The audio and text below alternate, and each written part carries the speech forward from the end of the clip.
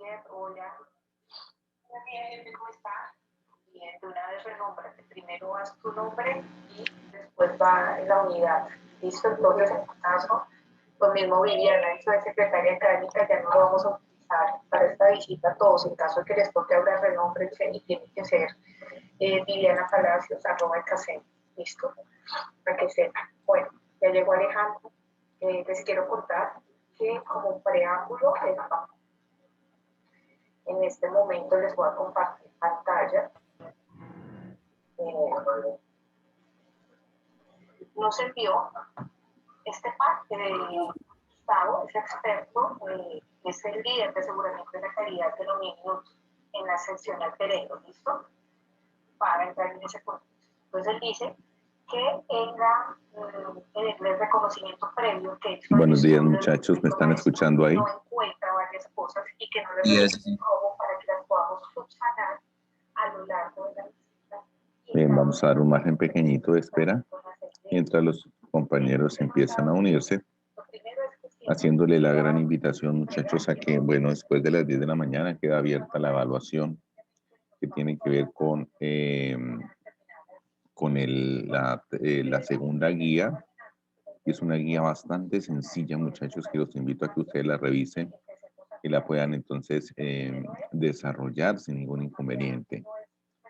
Bueno, mientras que se van uniendo los compañeros, el saludo aquí colocando algo de cámara y hacerles la invitación, muchachos, no solamente a la finalización de la guía, sino que a que podamos entre todos aprender un poco más. También invitarlos a que desarrollen la evaluación que estará abierta a partir de las 10 de la mañana. Aún no la he subido, entonces espero, muchachos, puedan presentarla así como la evaluación de la semana pasada. El tema de esta semana es supremamente sencillo, es lo que tiene que ver con estado de la materia, un temita que ustedes ya abordaron en grados anteriores, en anteriores niveles de ciencias naturales, y por lo mismo entonces es más fácil poderlo abordar. Vamos a incluirle algunos conceptos un poquito más profundos que tienen que ver con la química y la forma de observar los estados de agregación de la materia o estados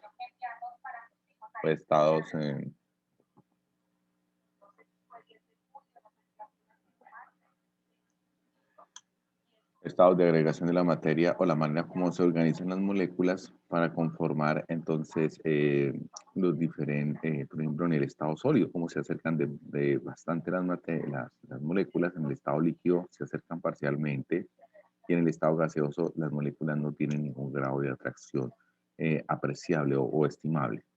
Bien, muchachos, vamos aquí a cerrar y compartimos pantalla.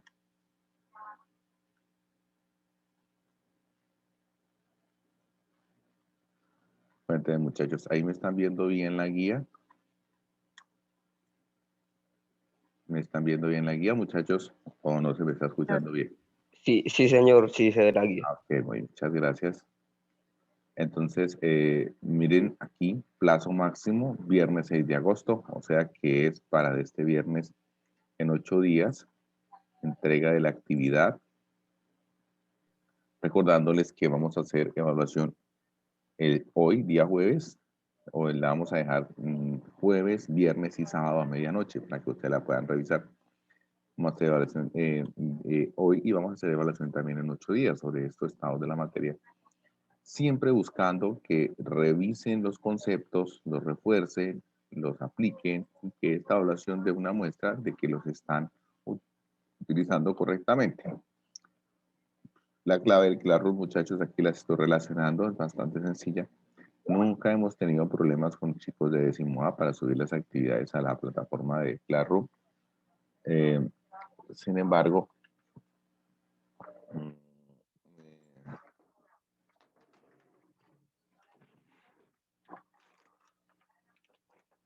déjenme un momentico, muchachos, acá.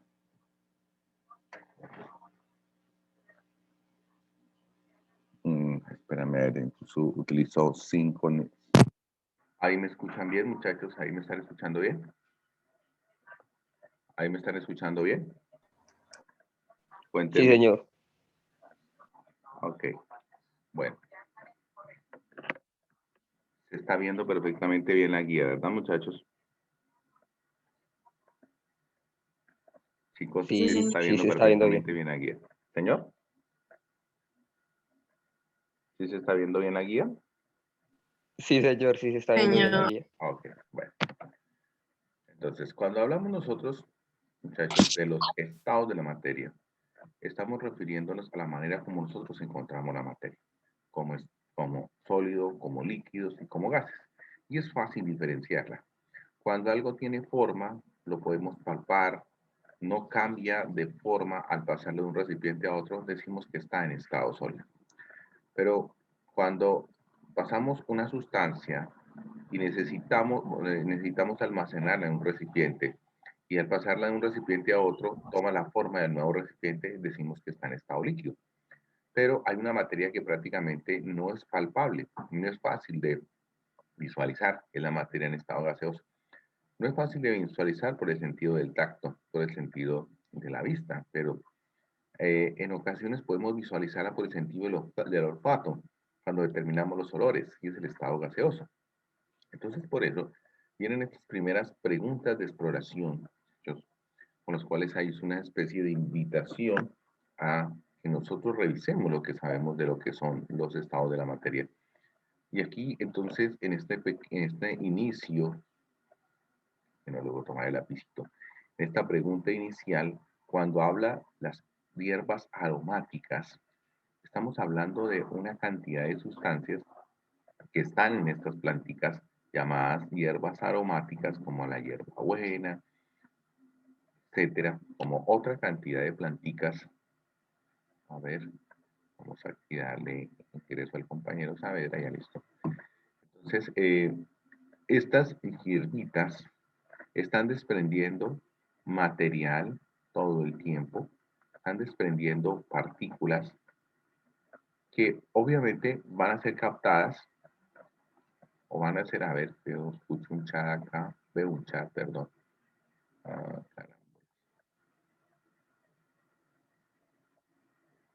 Bueno, listo. Listo, ya te reseñamos a Erika Valentina. Bueno, entonces, si nosotros tenemos en cuenta estas pequeñas fragancias que se desprenden, eso se debe específicamente a que nosotros, y hago una nariz, un perfil, bueno, se debe específicamente a que se están desprendiendo materia en estado gaseoso de estas plantas. Algunas partículas se empiezan a desprender en forma gaseosa y la empezamos a captar por nuestra nariz.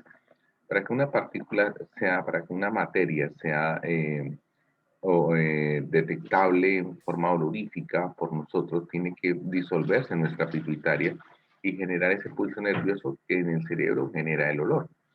Pero aquí estamos teniendo la muestra de lo que es una materia en estado gaseoso. Esto que estamos palpando como olores son materia en estado gaseoso, no visible por los ojos o por el tacto. ¿Cuál es la razón por la cual un aromatizante, dice el segundo punto, o un perfume permanezca con su olor en el ambiente? ¿Cuál es la razón? Es que el aromatizante es un líquido que se mezcla con el aire al salir del recipiente y se convierte en pequeñísimas gotas que quedan suspendidas en el aire. Pero este aromatizante se impregna en las paredes y en las paredes se sigue evaporando y va a ocurrir el mismo fenómeno. Entonces siempre vamos a tener un buen aroma porque es el desprendimiento de cierta materia en estado gaseoso que podemos palpar. Ahora, este tercer punto de reflexión dice, si dejas al aire un recipiente con alcohol, ahí lo dejas. El alcohol, ahorita que está tan de moda, este es el alcohol etílico. Si lo dejamos al aire, al ambiente, y vamos a ver al día siguiente qué sucedió, nos damos cuenta que el nivel del alcohol disminuyó, debido específicamente a que gran parte de ese alcohol se evaporó o se transformó en estado gaseoso. Ese es uno de los tantos ejemplos que tenemos de un cambio de estado, que vamos a ver un poco más de eso. Ahora, si dejas agua que alcance el punto de ebullición, ¿qué es el punto de ebullición? Es la temperatura a la cual una sustancia pura pasa del estado líquido al estado gaseoso. Cuando hablamos del punto de ebullición, hablamos de que llegó al punto de que está hirviendo, pasando específicamente de este estado líquido a este estado gaseoso. Ahora, si de pronto, un ejemplo muy clásico, muy simple, tenemos agua y le hemos aplicado, le hemos agregado panela y hemos calculado que la cantidad de panela por cantidad de agua nos dé un sabor agradable. Colocamos al fuego para que el suministrarle calor, entonces garanticemos que no solamente hierva el agua y lograr entonces acabar con algunos agentes patógenos que pueden haber en el agua y de esa manera protegernos, sino que también lograr que se disuelva la mayor cantidad de panela. Si por un olvido nosotros se nos pasó el tiempo y vamos a ver entonces que el nivel de agua ahora va en la mitad. Eso significa entonces que la cantidad de panela no se evaporó, pero el agua sí. Ahí tengo una separación de la mezcla inicial que tenía, debido a que el agua hierve a una temperatura inferior de la que podría hervir la panela. No quiere decir que en este momento de ebullición no se atrapen algunas fracciones de panela y queden también, y también sean desplazadas por los gases, que a veces los podemos nosotros alcanzar a palpar en el olfato. Sin embargo, lo que vemos es que la mayor cantidad de agua se da en forma de vapor, pero la cantidad de panela no. Cuando vamos a probar nuevamente, encontramos un sabor muy diferente, muy intenso, porque la cantidad de panela no se ha modificado prácticamente, mientras la cantidad de agua sí. Ahí tenemos un cambio de estado para el solvente, que es el agua, o el disolvente, de la panela, que es el que se disuelve. En el punto 5 es una reflexión un poco más interesante, porque vamos a mezclar dos líquidos que son miscibles el uno en el otro, como el agua y el alcohol. El alcohol, cuando se agrega al agua, ya no se ve debido a que se disuelve muy bien en ella. Sin embargo, nosotros podemos prever que el agua hierve a 100 grados centígrados. Es la temperatura de ebullición del agua. Mientras que el alcohol, el C2H5OH, va a hervir pero a 80 grados centígrados, o sea, una temperatura inferior. Si coloco esta mezcla de los dos y le empiezo a suministrar calor de alguna manera, vamos a darnos cuenta que el que se va a evaporar inicialmente es el alcohol, porque va a hervir más rápidamente y se va a desprender del agua. Si caliento hasta 90 grados centígrados, lo más seguro es que habré evaporado todo el alcohol con seguridad y me queda el agua, que todavía no ha alcanzado el punto de ebullición. Esta es una manera de separar estos líquidos miscibles, que no se pueden ver después de que yo agrego el alcohol al agua. Ya no la puedo ver el alcohol porque se disuelve muy bien. Pero al hacer esta prueba ya nuevamente los voy a separar, debido a que el alcohol hierve mucho más rápido que el agua. Bien, esas son algunas de las características de introducción al tema, como te puedes dar cuenta, y vamos a ver más características puntuales de lo que es el estado gaseoso y la manera como nosotros lo encontramos en el vivir diario en nuestra vida cotidiana. Bien, una leve introducción al tema que nos está hablando de una introducción a cómo el mundo científico representa los estados o cómo los modela para su mejor atención. Y esto es muy sencillo.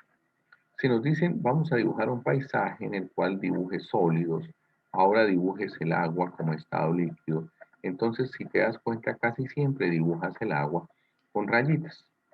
Eso significa el modelo de comportamiento del líquido, porque las moléculas del líquido se organizan en láminas como las hojas de un cuaderno o un libro y se desplazan unas sobre otras, claro que en todas las direcciones. Los sólidos es fácil representarlos porque los vamos a mostrar evidentemente con una forma específica. Generalmente esto nos determina que los sólidos tienen forma. Si se trata de dibujar el aire, trataré de dibujar flechas que nos indicarán la dirección del viento. Nos indicarán exactamente cómo está moviéndose el aire en un momento dado. Y entonces eso sería, porque es que el aire no es visible, entonces estos vectores nos representan más bien la dirección del viento. Si queremos representar, por ejemplo, un estado gaseoso como las nubes, Entonces estamos representando algo que no tiene forma, por eso caprichosamente dibujamos líneas, diciéndonos exactamente que eso es el estado gaseoso del agua, que son las nubes. Recordemos muy bien que las nubes no son del todo gases, que son una mezcla de gases con líquidos ahí específicamente. Cuando vemos la lluvia, vemos la separación de estos dos. Muy bien. Este es un acercamiento a lo que son los modelos o la forma de representación de los estados de la materia. Ahora, si avanzamos un poquito más, vamos a mirar los cambios que sufre la materia. Y la materia específicamente cambia tanto física como químicamente, y eso ya lo hemos visto. Las condiciones del medio son las que gobiernan los cambios de la materia. La materia cambia físicamente, específicamente cuando cambia de forma. Si tomamos arcilla con agua, empezamos a darle forma de ladrillo, o si le damos forma de una esfera, etcétera, estamos cambiando físicamente. O si tomamos plastilina, lo que hacíamos en primaria. También puede cambiar de tamaño. Si tomamos un papel, lo partimos, pero nos damos cuenta que los cambios físicos, la materia sigue siendo la misma, porque en el caso de la arcilla puede que haya diferentes formas o la plastilina, pero sigue siendo la misma plastilina. Lo mismo el papel, al romperlo, sigue siendo el mismo papel. Si tomamos igualmente un alimento como el pan y lo partimos, estamos hablando de que es un cambio de tamaño, pero no es un cambio químico. Y ahora, los cambios de estado son cambios físicos. Si tomamos el agua líquida, la ponemos en la estufa, le ponemos fuego, va a pasar a estado gaseoso.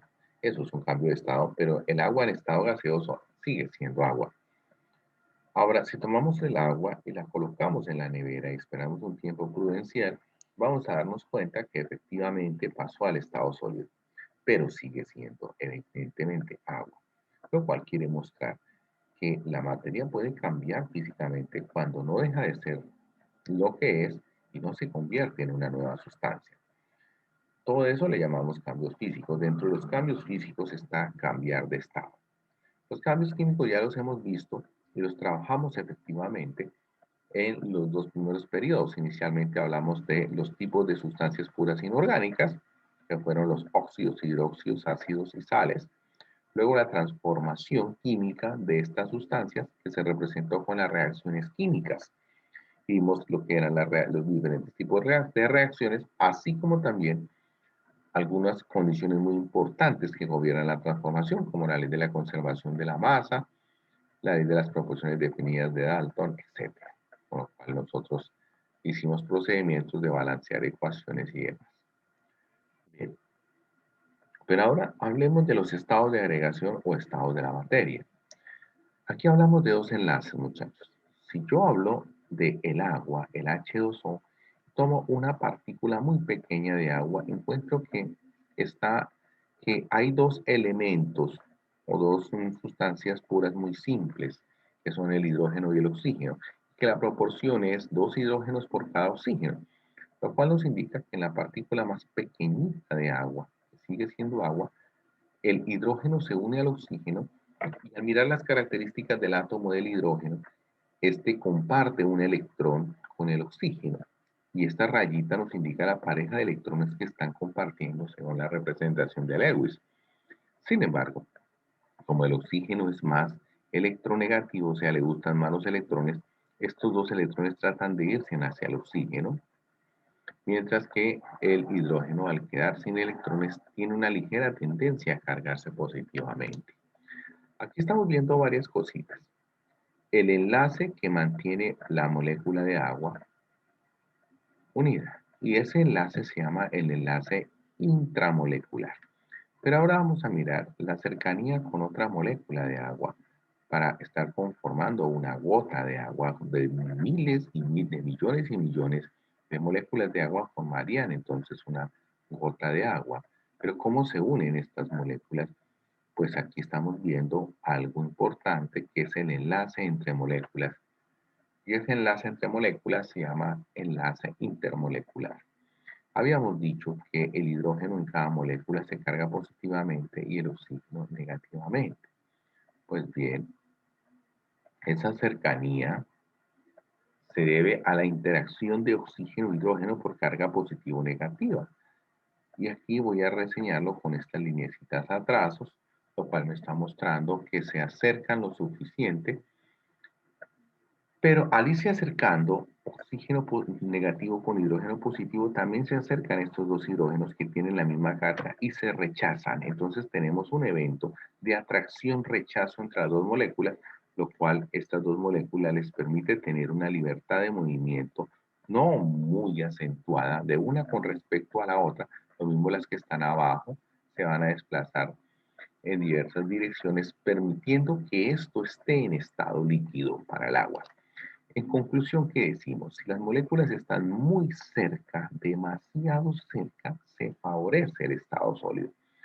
Si no están tan cerca como en este caso el del agua, se favorece el estado líquido o fluido, porque las moléculas pueden fluir o moverse unas con respecto a la otra, como las hojas del libro se mueven unas con respecto a la otra, pero claro que en todas las direcciones.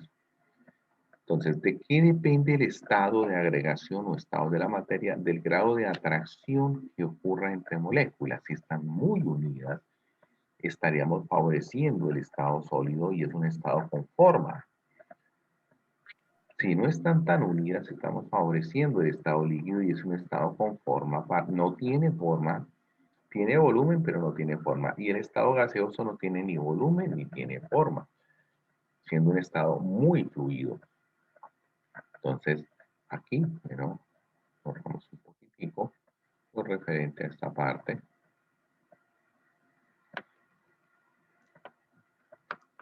Y vamos a seguir revisando la guía. Este cuadrito lo coloqué aquí para que lo revisen.